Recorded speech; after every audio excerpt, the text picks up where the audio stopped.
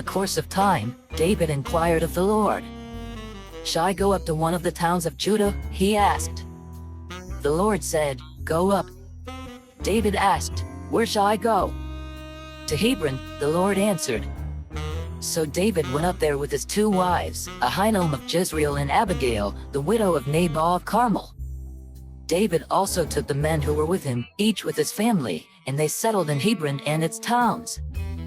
Then the men of Judah came to Hebron, and there they anointed David king over the tribe of Judah. When David was told that it was the men from Jabesh Gilead who had buried Saul, he sent messengers to them to say to them, "The Lord bless you for showing this kindness to Saul your master by burying him. May the Lord now show you kindness and faithfulness, and I too will show you the same favor because you have done this. Now then, be strong and brave, for Saul your master is dead, and the people of Judah have anointed me king over them." Meanwhile, Abner son of Ner, the commander of Saul's army, had taken Ishbosheth son of Saul and brought him over to Mahanaim. He made him king over Gilead, Ashuri, and Jezreel, and also over Ephraim, Benjamin, and all Israel.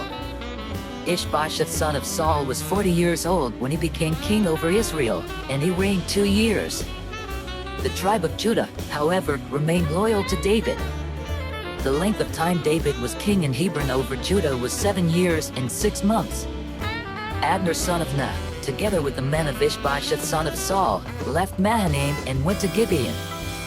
Joab son of Zeruiah and David's men went out and met them at the pool of Gibeon. One group sat down on one side of the pool and one group on the other side. Then Abner said to Joab, "Let's have some of the young men get up and fight hand to hand in front of us." "All right, let them do it," Joab said. So they stood up and were counted off, 12 men for Benjamin and Ishbosheth son of Saul, and 12 for David. Then each man grabbed his opponent by the head and thrust his dagger into his opponent's side, and they fell down together. So that place in Gibeon was called Hukketh Hazarim. The battle that day was very fierce, and Abner and the Israelites were defeated by David's men. The 3 sons of Zeruiah were there, Joab, Abishai, and Asahel. Now Asahel was as fleet-footed as a wild gazelle.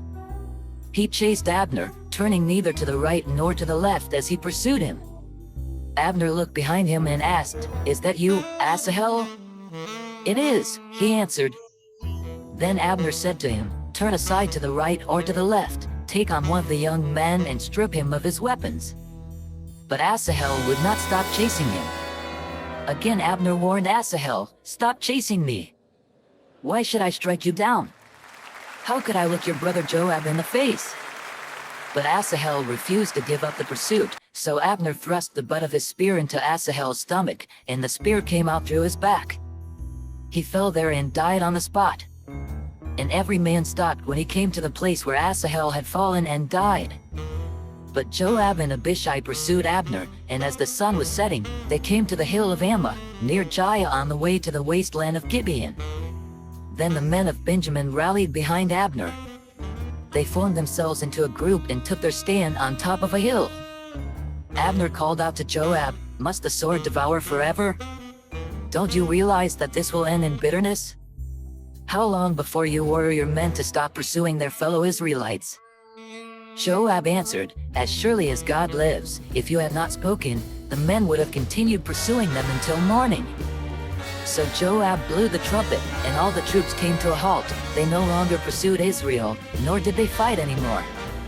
All that night Abner and his men marched through the Arabah. They crossed the Jordan, continued through the morning hours, and came to Mahanaim. Then Joab stopped pursuing Abner and assembled the whole army. Besides Asahel, 19 of David's men were found missing.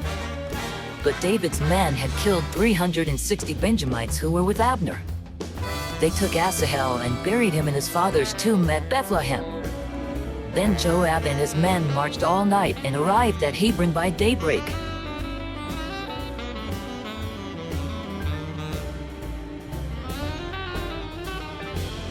"Come, follow me, and I will send you out to fish for people."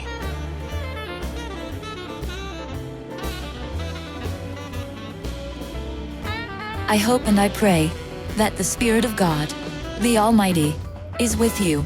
and that His Son and His Holy Spirit bless you and your family throughout eternity.